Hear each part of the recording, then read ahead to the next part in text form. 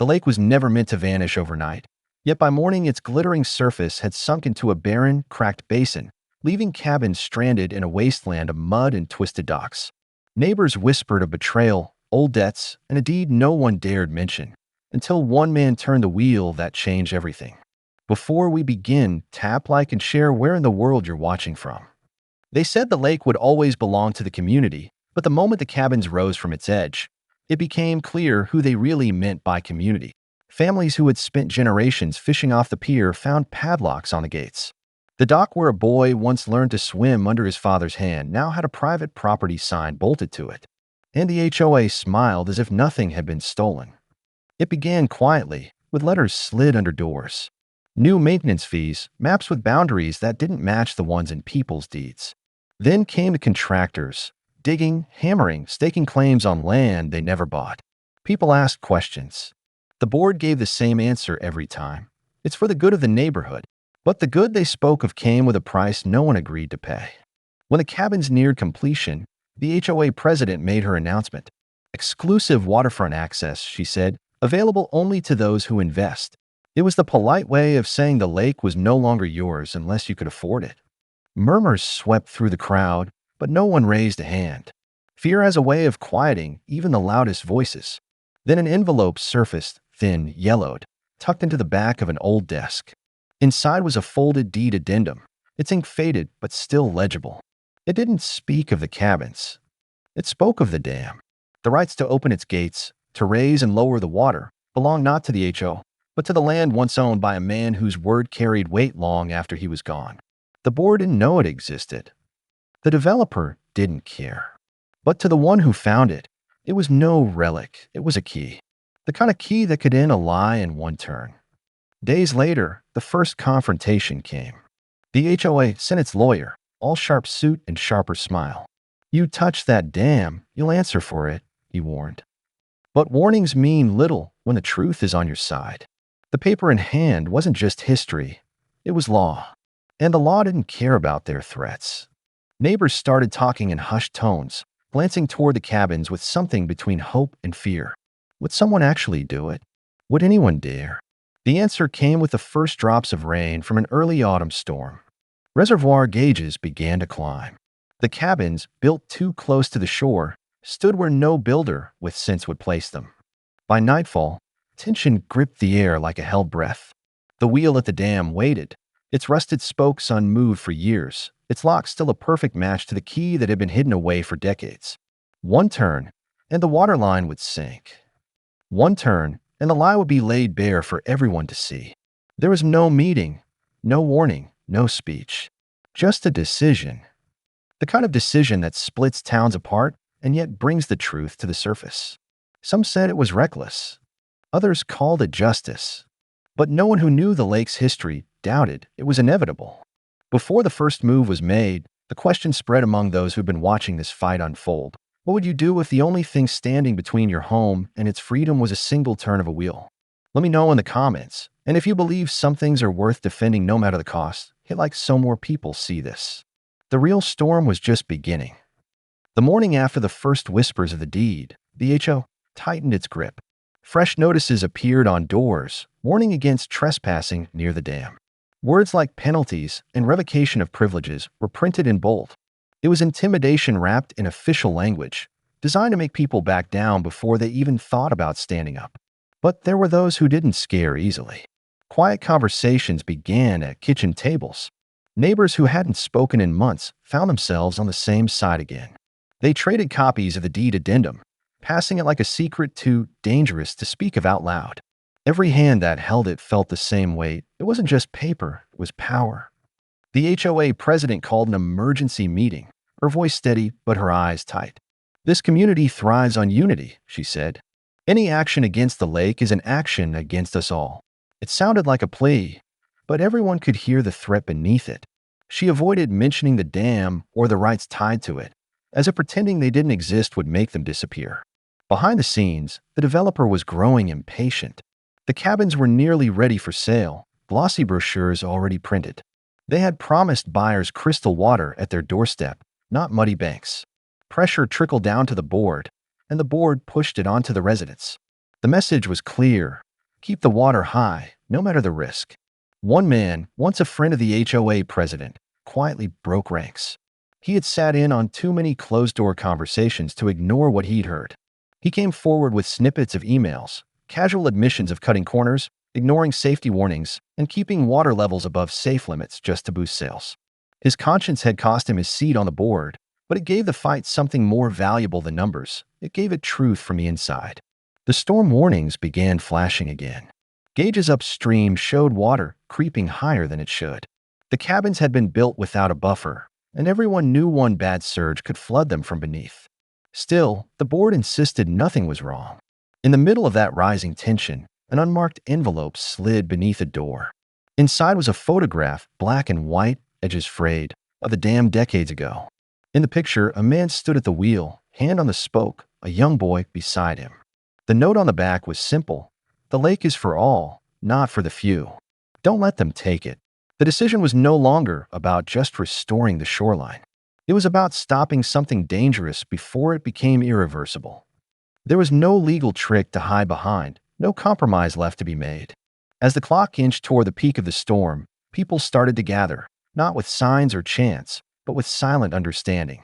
They knew what had to be done, and they knew who would have to do it. Every minute the wheel stayed still, the danger grew. This wasn't about defiance anymore. It was about safety, history, and the promise left in a fading photograph. One turn of that wheel would change more than just water levels. It would change trust, power, and the way this town remembered itself. If you were standing there with a key in your hand, will you turn it? Tell me in the comments. And if you believe no one should hold a community hostage, tap like so others see this before the next storm hits.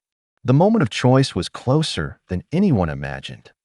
The storm's first heavy drops hit as word spread that the water level had crossed the warning line. Upstream sensors reported faster inflows than anyone had seen in years. Old-timers remembered the last time it happened, a disaster that had taken months to recover from. Yet the HOA stood firm, insisting there was no cause for alarm, their voices clipped, their eyes avoiding the truth. The commissioner's office had been given the deed addendum. After hours of reviewing its clauses, he confirmed what no one in power wanted to hear. The dam's release rights had never been transferred, never signed away, and under safety provisions, any rightful holder was obligated to act when the thresholds were breached. His words carried a finality the board couldn't erase. When the commissioner called the HOA president directly, her response was sharp. "You'll cause panic," she argued. But panic was already spreading. Parents began pulling children from the cabins, loading trucks in the rain. The whispers turned into full conversations about lawsuits, about safety, about how long people had been lied to. The man with the key listened in silence. He wasn't reckless. He had measured every possible consequence, every bit of anger that would follow. But watching the water push higher, he knew inaction wasn't safety. It was surrender. And surrender had already cost the town too much. Then came the unexpected call. A voice he didn't expect to hear again, one from inside the HOA. The same man who had left the board weeks ago now spoke with urgency. "If you're going to do it tonight. The developer is threatening to bring in their own crew tomorrow to weld the wheel shut.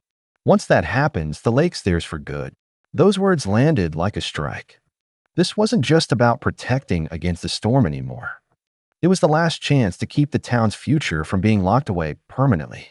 The thought of that wheel, frozen forever, ignited something in the people who had been quietly watching from the sidelines. Groups began to gather in the dark. They didn't shout or wave banners. They came with flashlights, boots, and the kind of resolve that doesn't need noise to be heard. Faces were tense, eyes locked on the dam as if waiting for a signal. The man with the key arrived without ceremony. No speeches, no grand gestures. Just the sound of metal against metal as the key slid into the lock. He could feel every eye on him, but his focus never wavered. This wasn't about him. It was about what came next. Behind him, someone whispered, "Once you start, there's no turning back." He didn't answer. The truth was already in motion, carried on the rising wind and the growing roar of the water pressing against the gates. This was the moment the board had feared most, not because of the physical act, but because of what it represented. One turn of that will meant the end of their control, the unraveling of every quiet deal made behind closed doors. The crowd held its breath. The key turned. The lock gave way with a click that seemed louder than the storm. Would you have the courage to do it, knowing the people shouting at you tomorrow were the same ones you were protecting tonight? Tell me in the comments, and if you're still here with me, hit like so we know this fight matters. The wheel hadn't even moved yet, and already everything had changed. The first creak of the wheel cut through the storm like a warning bell. Every turn was heavy, the spokes resisting as if the lake itself didn't want to let go. Then came the deep, echoing groan of metal surrendering to force, and a rush of water surged through the gates. It wasn't chaos, it was controlled, deliberate, measured by the man who knew exactly how far to go. Gasps broke from the crowd as the water line began to drop. At first, it was only inches. Then whole feet of shoreline appeared where none had been for years. The cabins, once perched over glittering reflections, now stood awkwardly above mud and exposed roots. Their perfect postcard image cracked in real time. The HOA president arrived, rain plastering her hair to her face, shouting over the sound of rushing water. "You can't do this. You're destroying everything we've built." Her words hit the air like sparks on wet ground, but they found no fuel. People stared back, some with defiance, others with quiet relief. Behind her, the commissioner stepped forward, holding a clipboard sealed in a plastic cover. His voice was calm, but carried weight. "The deed grants this right. The water exceeded safe limits. This action is lawful." It was the first public acknowledgement that the board had no claim over the dam. The president froze, the fight draining from her expression. Then came the ripple of realization. As the lake receded, secrets emerged. Jagged lines of stone walls hidden under the waterline. Rusted metal stakes jutting up in places no one remembered placing them. A long pale pipe snaked out from beneath one cabin, ending in a trickle that told its own story. People exchanged glances. This wasn't just about views or access. This was about what had been buried underwater on purpose.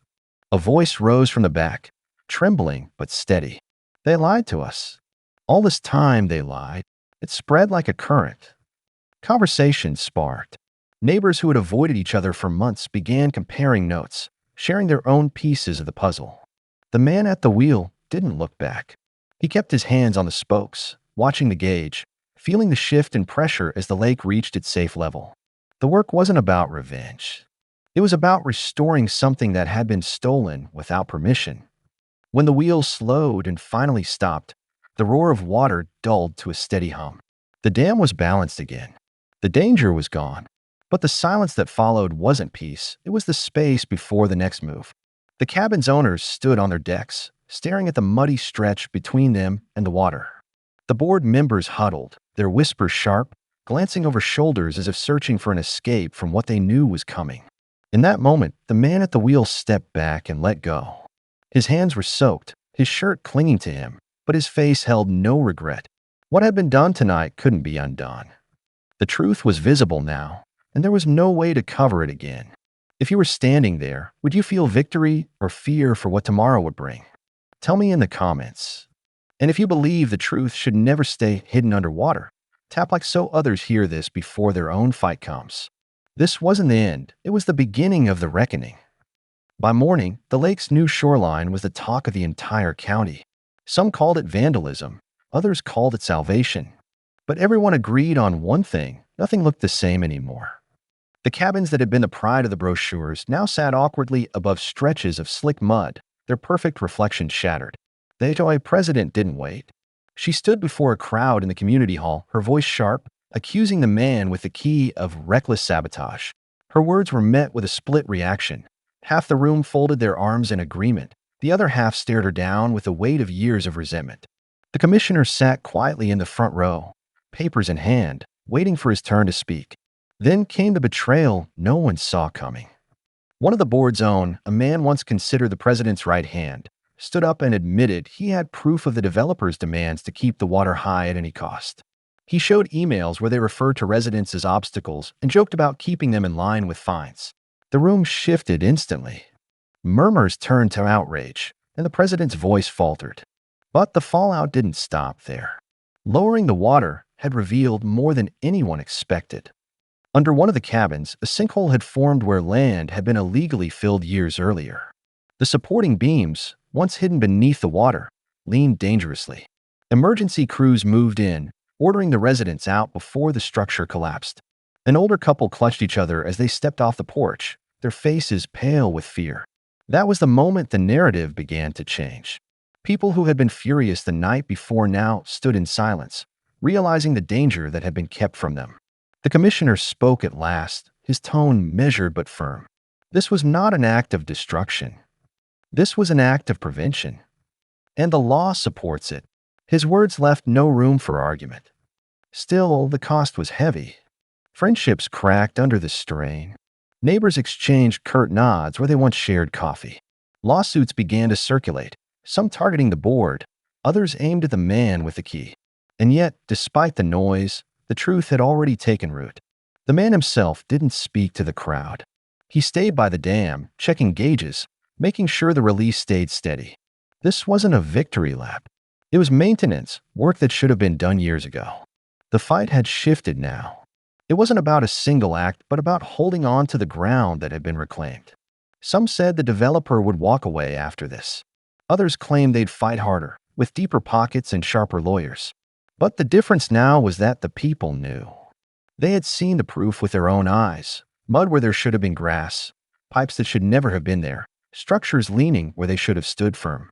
If you were in that room, hearing the board's lies unravel and watching the truth spill out, would you feel anger at what was taken or relief that it was finally over? Tell me in the comments. And if you believe every community deserves the courage to face its own buried truths, so this reaches the next person who needs it. The fight wasn't done yet. The biggest battle was still ahead. The courthouse was silent except for the echo of footsteps as people filed in. On one side sat the HOA board, their lawyers stacking thick folders of documents. On the other sat the commissioner, a handful of residents, and the man who had turned the wheel. Every seat was filled. This wasn't just a hearing. It was the moment the truth would be carved into record. The judge opened with a single question that sliced through all the noise. Who owns the dam? The HOA's lawyer hesitated, glancing toward the president. She shifted uncomfortably, avoiding the judge's eyes. The commissioner stood, producing the original deed addendum. The courtroom leaned forward as the document was read aloud. Every clause was clear. The rights to the dam had never left the parcel, never been signed away, never belonged to the HOA. Murmurs rippled through the gallery. The judge asked again, more pointedly. So why was control assumed? The lawyer's voice faltered. For the good of the community, he said, but the words landed flat. The commissioner countered with photos of the sinkhole, the exposed pipes, the unsafe retaining walls, all made visible only after the water was lowered. Each image hit like a blow. Then came the twist no one expected. The board's former ally stepped forward, not as a witness for them, but for the opposition. He turned over text messages between the developer and the president, laughing about buying time until the wheels locked and discussing plans to quietly remove the deed from county archives. Gasps broke out across the room. The president's face went pale. The judge didn't waste time. He ruled the HOA had acted beyond its authority and ordered immediate restoration of public access to the lake. He mandated a full safety inspection of all cabins, with costs to be covered by the board and developer. The commissioner's role in authorizing the release was upheld as lawful and necessary. The board's lawyer tried to protest, warning of financial losses and property value drops. The judge leaned forward, his voice low but steady. Property values don't outweigh public safety or the law. His gavel fell like a final strike of thunder. Outside, the air felt different. Reporters swarmed, microphones outstretched, asking how it felt to win. But the man with the key didn't speak about victory. He only said, "The lake's safer now." That's what matters. The people who had stood in silence before now stepped forward, shaking his hand, thanking him quietly. The developer didn't leave empty-handed. They filed a countersuit within days, claiming damages for sabotage marketing and loss of premium value. But their case began to crumble as the leaked messages spread. Public opinion turned sharply against them, and potential buyers backed away. The HOA president avoided public appearances, her once confident speeches replaced by closed blinds and unanswered calls. The board met behind locked doors, knowing the next vote from the community could dissolve their power entirely. If you had been in that courtroom, hearing the truth spoken out loud after years of secrecy, would you have felt relief or fury for how long it was hidden? Tell me in the comments. And if you believe no one is above accountability, hit like so more people stand up in their own towns. The dam had been opened, but the story of what came after was far from finished. The weeks that followed felt different, quieter, but in a way that carried meaning. The fences along the shoreline began to come down. Gates that had been locked for years swung open. Children ran to the water's edge where their parents once played, skipping stones into ripples that now belonged to everyone again. The cabins no longer looked like trophies. Without the mirror of the water pressed up against their decks, they were just buildings, some now marked with bright safety notices, their owners scrambling to make repairs. The glossy images in the developers' brochures were useless now, relics of a promise that could never be kept. Work crews arrived, not to build, but to restore. Volunteers from the community joined them, clearing debris, reinforcing the dam, repainting the old public pier. Among them was the man who had once sat on the HOA board and kept silent. Now he worked without pause, hauling lumber, hammering nails, his quiet efforts speaking louder than any apology. The HOA president passed by once during a workday, walking quickly, eyes down, saying nothing. No one called out to her.